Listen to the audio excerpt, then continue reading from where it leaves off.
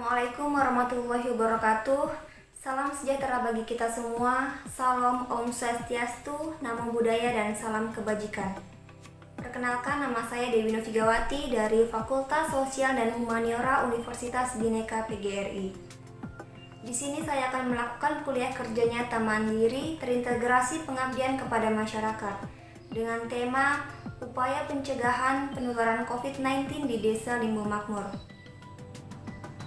Baik, saya akan menginformasikan pengetahuan mengenai COVID-19 kepada para masyarakat warga Limbu Makmur yang bersumber dari Kementerian Kesehatan Republik Indonesia. Coronavirus merupakan keluarga besar virus yang menyebabkan penyakit pada manusia dan juga hewan. Pada manusia, biasanya menyebabkan penyakit infeksi saluran pernapasan, mulai dari flu hingga penyakit yang serius seperti sindrom pernapasan akut berat. Coronavirus jenis baru yang ditemukan pada manusia sejak kejadian luar biasa muncul di Wuhan, Cina pada Desember 2019 atau yang sering disebut dengan COVID-19. 31 Desember 2019, atas laporan resmi dari pemerintah Tiongkok, WHO mengumumkan kasus ini terjadi di Tiongkok. 7 Januari 2020, pemerintah Tiongkok mengidentifikasi virus tersebut sebagai virus corona baru oleh WHO. 13 Januari 2020, untuk kali pertamanya WHO melaporkan kasus COVID-19 terjadi di luar Tiongkok. Negara pertama yang terserang adalah Thailand. 11 Februari 2020, WHO resmi memberikan nama virus corona terbaru bernama COVID-19, artinya coronavirus disease 2019. 2 Maret 2020, kasus pertama COVID-19 terjadi di Indonesia dengan 2 orang positif. 7 April 2020, Menteri Kesehatan Republik Indonesia merestui PSBB di DKI Jakarta. 13 Januari 2021, Presiden divaksin untuk pertama kalinya secara live. Gejala umum berupa demam, batuk kering, dan juga sesak napas. Jika ada orang yang dalam 14 hari sebelum muncul gejala tersebut pernah melakukan perjalanan ke luar negeri atau ke luar negara terjangkit, atau pernah merawat bahkan kontak erat dengan penderita COVID-19, maka terhadap orang tersebut akan dilakukan pemeriksaan laboratorium lebih lanjut untuk memastikan diagnosisnya. Adapun daftar negara terjangkit dapat dipantau melalui link yang telah saya tuliskan di deskripsi. Seperti penyakit pernapasan lainnya, COVID-19 dapat menyebabkan gejala ringan termasuk pilek, sakit tenggorokan, batuk, dan juga demam. Sekitar 80% kasus dapat pulih tanpa perlu perawatan khusus. Sekitar 1 dari 6 orang mungkin akan menderita sakit yang parah, seperti disertai kesulitan bernapas yang biasanya muncul secara bertahap. Bagi orang yang berusia lanjut dan juga orang-orang dengan kondisi medis yang sudah ada sebelumnya seperti diabetes, tekanan darah tinggi, dan juga penyakit jantung, mereka lebih rentan untuk menjadi sakit parah.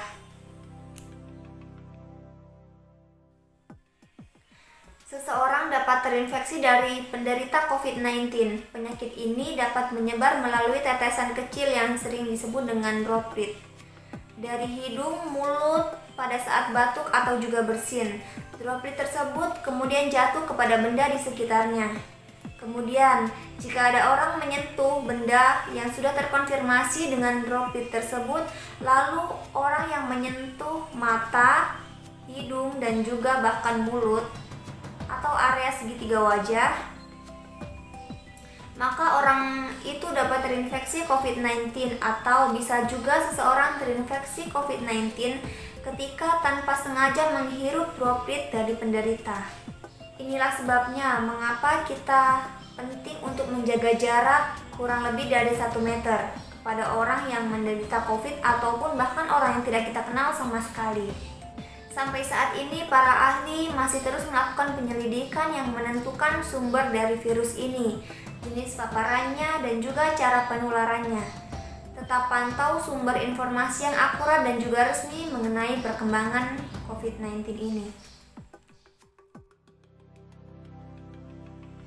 Cara penularan utama penyakit ini melalui tetesan kecil atau droplet yang dikeluarkan pada saat orang batuk atau bahkan bersin.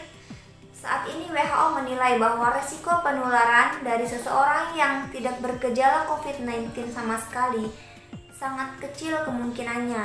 Namun banyak orang yang teridentifikasi COVID-19 hanya mengalami gejala ringan seperti batuk ringan atau mengeluh sakit yang mungkin terjadi pada tahap awal terjadinya penyakit. Sampai saat ini, para ahli terus melakukan penyelidikan untuk menentukan periode penularan atau masa inkubasi COVID-19. Tetap pantau informasi yang akurat dan juga resmi mengenai perkembangan penyakit ini. Tidak, hingga saat ini, penelitian menyebutkan bahwa virus penyebab COVID-19 ditularkan melalui kontak dengan tetesan kecil atau droplet dari saluran pernapasan manusia. COVID-19 disebabkan oleh jenis salah satu virus dari keluarga besar coronavirus yang umumnya ditemukan pada hewan. Sampai saat ini sumber hewan penularan COVID-19 ini belum diketahui. Para ahli terus menyelidiki berbagai kemungkinan jenis hewan penularnya. Saat ini belum ditemukan bukti bahwa hewan peliharaan seperti anjing dan juga kucing dapat terinfeksi virus COVID-19. Namun jika jauh lebih baik saat kita bersentuhan kepada hewan peliharaan, setelah itu kita mencuci tangan kita dengan sabun agar kita dapat terhindar dari virus COVID ini. Kebiasaan dapat melindungi Anda terhadap berbagai bakteri umum seperti Salmonella yang dapat berpindah antara hewan peliharaan dan juga manusia. Sampai saat ini belum diketahui dengan pasti berapa lama COVID-19 ini mampu bertahan di permukaan suatu benda. Meskipun studi awal menunjukkan bahwa COVID-19 dapat bertahan hingga beberapa jam, tergantung jenis permukaan, suhu, dan juga kelembaban lingkungan. Namun disinfektan sederhana dapat membunuh virus tersebut sehingga tidak mungkin menginfeksi orang lagi, dan membiasakan cuci tangan dengan air dan sabun atau hand sanitizer, serta hindari menyentuh mata, hidung, dan juga mulut. Tidak, antibiotik hanya bekerja untuk melawan bakteri, bukan virus. Oleh karena COVID-19 disebabkan oleh virus, maka antibiotik tidak bisa digunakan sebagai sarana pencegahan atau pengobatan. Namun, jika Anda dirawat di rumah sakit dan didiagnosis sebagai COVID-19 atau maksudnya penderita COVID-19, Anda mungkin akan diberikan antibiotik karena seringkali terjadi infeksi sekunder yang disebabkan oleh bakteri. Orang yang tinggal atau berpergian di daerah di mana virus COVID-19 ini bersirkulasi sangat mungkin berisiko terinfeksi COVID-19. Mereka yang terinfeksi adalah orang-orang yang dalam masa 14 hari sebelum muncul gejala tersebut melakukan perjalanan ke negara terjangkit atau kota terjangkit, atau kontak erat seperti anggota keluarga, rekan kerja, atau tenaga medis yang merawat pasien penderita COVID-19. Petugas kesehatan yang merawat pasien COVID-19 beresiko lebih tinggi dan harus konsisten untuk melindungi diri mereka sendiri dengan prosedur pencegahan dan juga pengendalian infeksi yang tepat. Tidak ada batasan usia untuk orang-orang dapat terinfeksi coronavirus ini atau COVID-19.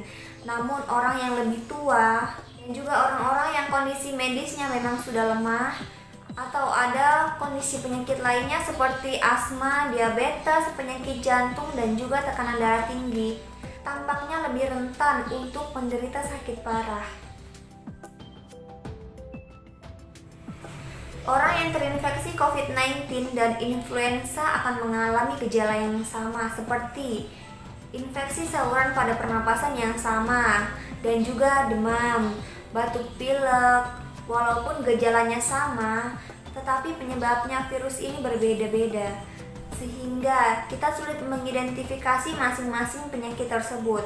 Pemeriksaan medis yang akurat disertai rujukan pemeriksaan laboratorium sangat diperlukan untuk menginformasikan apakah orang tersebut terinfeksi COVID-19 atau tidak. Bagi setiap orang yang menderita demam, batuk, dan juga sulit bernapas, sangat direkomendasikan untuk segera mencari pengobatan dan memberitahukan tenaga medis jika telah melakukan perjalanan di wilayah terjangkit, negara terjangkit, atau kota yang terjangkit COVID-19. Atau jika mereka telah melakukan kontak erat dengan seseorang yang menderita gejala infeksi saluran pernapasan. Waktu yang diperlukan sejak tertular atau terinfeksi hingga muncul gejala disebut masa inkubasi. Saat ini masa inkubasi COVID-19 diperkirakan antara 1 sampai dengan 14 hari dan perkiraan ini dapat berubah sewaktu-waktu sesuai dengan perkembangan kasus. Beberapa cara yang dapat dilakukan untuk mencegah tertularnya virus ini adalah menjaga kesehatan dan juga kebugaran jasmani agar stamina tubuh tetap prima dan juga sistem imunitas atau kekebalan tubuh dapat meningkat. Mencuci tangan secara teratur menggunakan air dan juga sabun atau menggunakan hand sanitizer. Mencuci tangan sampai bersih selain untuk dapat membunuh virus yang ada di tangan kita. Tindakan ini juga merupakan salah satu tindakan yang mudah dan murah. Sekitar 98% penyebab penyakit bersumber dari tangan. Karena itu, menjaga kebersihan tangan adalah hal yang sangat penting untuk dilakukan. Selanjutnya, ketika kita batuk dan juga bersin, tutuplah hidung dengan tisu atau menggunakan siku bagian dalam seperti ini. Jangan menggunakan tangan secara langsung. Hindari kontak dengan orang lain ketika berpergian ke tempat umum. Hindari menyentuh mata, hidung, dan juga mulut yang dapat terkontaminasi virus. Jika kita menyentuh mata, hidung, dan juga mulut dengan tangan kita yang terkontaminasi dengan virus, maka virus dapat dengan mudah masuk ke tubuh kita. Gunakan masker penutup hidung dan juga mulut ketika kita sedang sakit atau ketika kita sedang bepergian di tempat umum. Buanglah tisu dan juga masker ke tempat sampah. Dan setelah itu mencucilah tangan dengan menggunakan sabun dan juga air yang mengalir. Hindari bepergian keluar rumah jika Anda merasa kurang sehat, terutama jika Anda merasa demam, batuk, atau kesulitan dalam bernapas. Segera hubungi petugas kesehatan terdekat dan mintalah bantuan mereka. Sampaikan kepada petugas jika dalam masa 14 hari Anda pernah melakukan perjalanan ke negara terjangkit atau bahkan keluar kota negara terjangkit yang berada di daerah. Atau Anda pernah kontak erat dengan orang yang memiliki gejala yang sama. Ikuti arahan dan juga informasi dari petugas kesehatan dan juga dinas kesehatan setempat. Informasi dari sumber yang tepat dapat membantu Anda untuk melindungi Anda dari penularan COVID-19 ini.